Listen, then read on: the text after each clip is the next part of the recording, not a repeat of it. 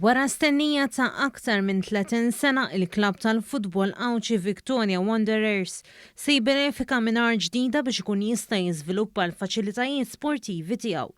Wara li l-Gvern għaddielu 325 metru kwadru ta' art Fir-Rabat Għawdex b'ċens ta' 45 sena. Din l-art se sservi ta' spazju għal diversi faċilitajiet fosthom gym, showers u dressing rooms għall-atleti.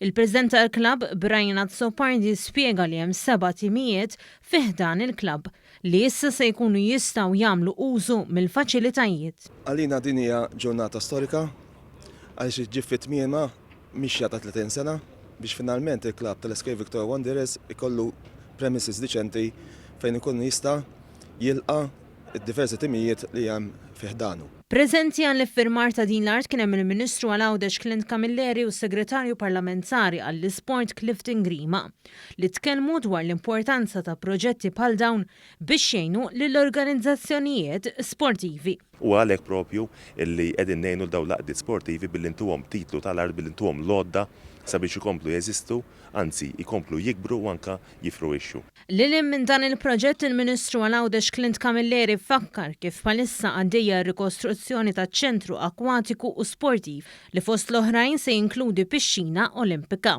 Il-ġimgħa li għaddiet ħabbarna il-bidu tal-proġett taċ-ċentru akwatiku u sportiv ġewwa il-Belt Victoria wkoll b'investiment ta' 9 miljun euro. B'dawn il-proġetti l-Gvern qed jibgħat messaġġ b'saħħtu li jemmen fid-diversi dixxiplini sportivi filwaqt li qed jagħti spazju lill-atleti biex jiżviluppaw it-talenti tagħhom.